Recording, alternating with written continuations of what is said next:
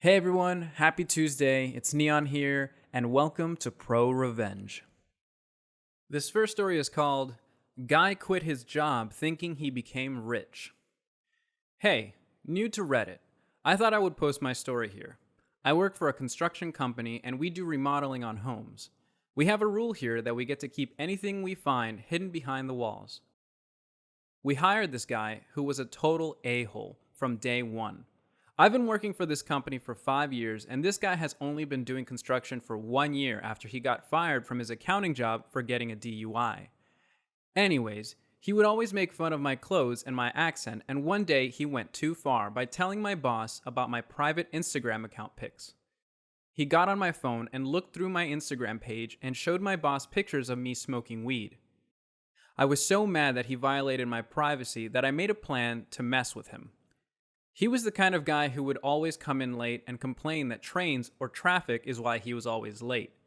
One day, I overheard him saying that if he won the lottery, he would quit this job for not getting the respect he deserves.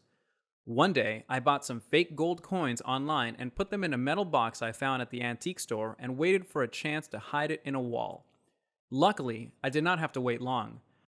The day he found the coins, it seemed like it was his best day ever. First thing he did when he opened the box, he called my boss a friggin' loser and he quit immediately on the spot. He said, "F this place, I'm rich." Little did he know that was the best day of my life. After he quit, my boss told us that he was going to fire him anyways for always showing up late. I wish I could see the look on his face when he finds out the gold coins are fake. Best $40 I spent in my life. I'm an only son. My mom passed away of ovarian cancer at age 55. It broke my dad's heart. They had been together since college and were the same age, with my dad being a month older. I'm 22, and I'm about to graduate college with my degree in chemistry when the main events start to occur. I went to college on a full-ride scholarship. This is important later.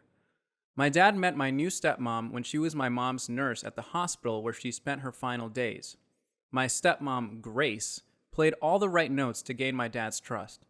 She was empathetic to him, nurturing, comforting after my mom passed. I was 17 and old enough to sense that she was trying to weasel her way into getting my dad's resources, but it was up to my dad if he wanted to be in a relationship with her.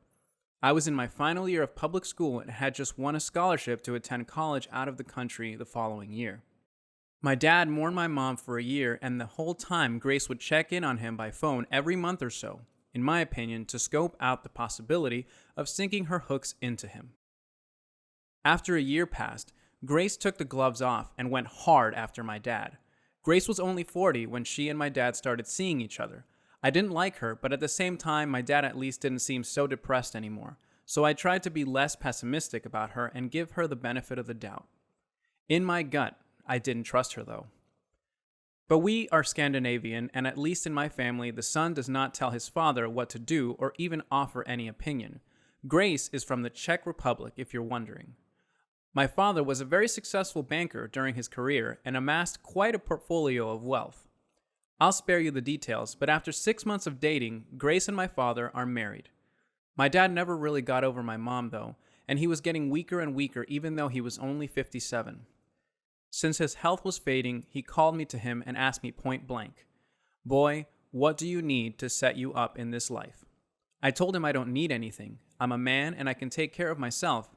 But what are you even talking about, Dad? You're going to be around for decades yet. I did remind him that he had living sisters with children.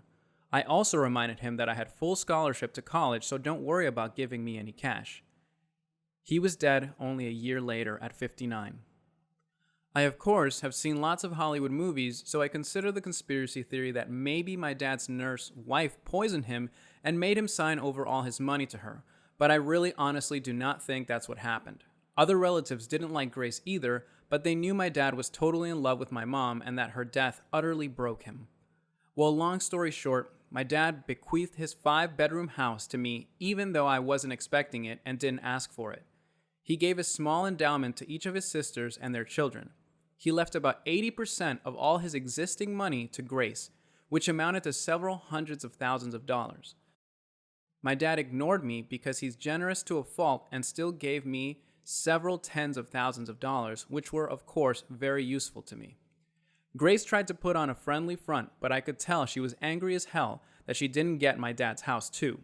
That belonged to me, and I had the legal papers to prove it. She was especially mad because we live in an extremely upscale and trendy location, and houses are hard to come by and easily sold for massive profit. During the first few months after my dad's death, I had the nauseating, creepy experience of knowing that Grace was trying to feel me out to see if I might be into a little relationship with her. Gross? She still stayed at the house, though, because over the last 3 years, she had gotten used to living there and acting like she owned it. And even though I officially owned it, I was always away at college and only visited my dad's old house once every couple of months. And even though it wasn't to see Grace, but to see my cousins who lived just a few miles away, I downplayed the fact that it was really my house, and over the months, I think Grace gradually forgot that she really had no legal right to the house. She probably believed that sooner or later, because I never asked her for any of the hundreds of thousands of my dad's dollars that she now had, that I was somehow independently wealthy and would just give up my house to her. I knew I'd eventually hydrogen bomb this crazy lady when she started dating some new guy only 5 months after my dad was in the ground. And one time, when I came home from college after graduating, she and her new boyfriend were acting like I was a guest in my own house and they owned it. I played along. Grace told me she gave away my PlayStation 4 to Ivan's cousin because I'm too old to play with video games. I don't even know this mother effer, and you give him my PS4 to give away to some other crazy kid who I also don't know? I quickly changed all my network passwords that same day. I smiled, but I knew what I had to do eventually. She also said that she and Ivan were getting married because I just can't mourn your father forever. I have to move on with my life. I'd tell her that I graduated college and already secured employment with a local firm, and will soon find a new place to live. She looks thrilled, especially the part where it looks like I'll soon have a new place to live. Then, in a patronizing way, she tells me, "You always have a place in our house, though. You are welcome to stay whenever you please." Thanks, Grace. Really generous of you. What I really say is that I will probably have a new place in 3 months. She says that is wonderful because she intends to go to her homeland to have a wedding with Ivan and afterwards have her honeymoon. She assures me it's a local affair. "Otherwise, I'd invite you, honey, and anyway, I know you're so busy." I congratulate her. She asks me if I can watch the house for her. Watch my own house? Sure. What I really say is, of course, I will take care of the house. I am careful to not say, your house. She and her D-bag fiancé go on their trip, and I immediately put out advertisements in rental websites offering to lease my house. I hire movers and have all of Grace's furniture and possessions boxed up and put into a storage rental facility. I retain all of my parents' furniture that they had before my dad met Grace. Locks? Changed. All of them. Within days, I am inundated with dozens of inquiries regarding my amazing furnished house with fantastic views. I rent it to a wonderful young family, a barrister and his schoolteacher wife and their 2 preteen children. They pay me their first and last month's rent and sign a lease for a year. I warn them about my crazy stepmom who thinks this is her house, but I present them with a contact information to my lawyer, in case they need any assurance that I'm on the level. I also give my lawyer the information about the storage facility, including the fact I generously paid 4 months of storage in advance, which is a whole month longer than Grace's Czech honeymoon adventure. I then found a great apartment in the city near my new place of work.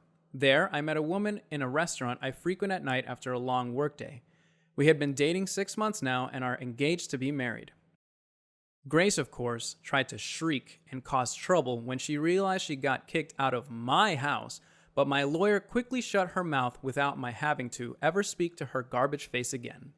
From what I hear, her and her trash husband left the country, and I assume they're blowing through my dad's money and will soon be broke like shavs usually become when they taste a little bit of what they think is the good life. So maybe Grace will go and try to exploit some other lonely man into giving her his money.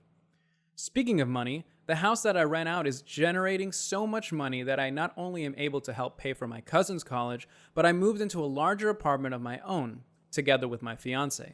I love my job, but really I could survive solely on renting my dad's old house. And to think, if Grace had only been cooler and nicer, I might have let her stay at the house, just to be a good sport. And definitely if she stayed the hell out of my room. But no, she had to act all proprietary, so I had to make her homeless as a wedding gift. Neighbors sued me after harassing my dog for months, lost horribly. About 6 or 7 months ago, my neighbor got a drone. I don't mind people having hobbies, but for some reason he insisted on flying like the biggest jerk possible.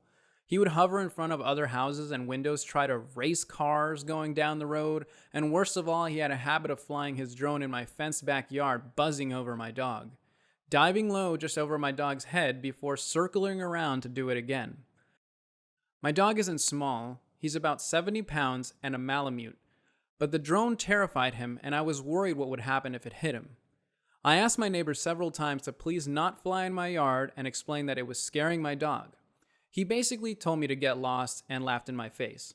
When it still continued, I called the police. Unfortunately, there wasn't much they could do other than ask him to please not fly over my property. Finally, in late December, it happened. My dog got tired of his crap and managed to catch the drone right as it was diving towards him. He shredded the drone. The thing was just a jumbled mess of wires and plastic. My neighbor was pissed. He stormed over to my house swearing and threatening me, which I ignored. A week later, I got a summons to small claims court. He wanted $900 for the cost of his drone and an additional $300 for supposedly denying him access to his property. The drone sat in my yard for a couple hours before it was retrieved. Forget that. He could have killed my dog. I don't have kids or a girlfriend, I just have my dog, who is my best friend for the past 7 years. That dog has moved with me 3 times, was there when I graduated college, saw me buy the first house and my first new car. I love my dog. Went to legal advice, got some great help from them. Turns out, him suing me was the best thing to ever happen. When we got to small claims court, the judge basically laughed away his claims that I had intentionally trained my dog to attack his drone, but little did he know I was prepared.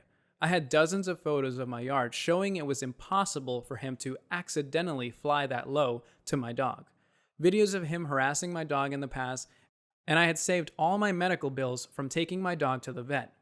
$700 for an x-ray? Check. Another $250 to sedate him during? Why not? Don't want him being uncomfortable. Full dental exam with tooth cleaning repair? $400.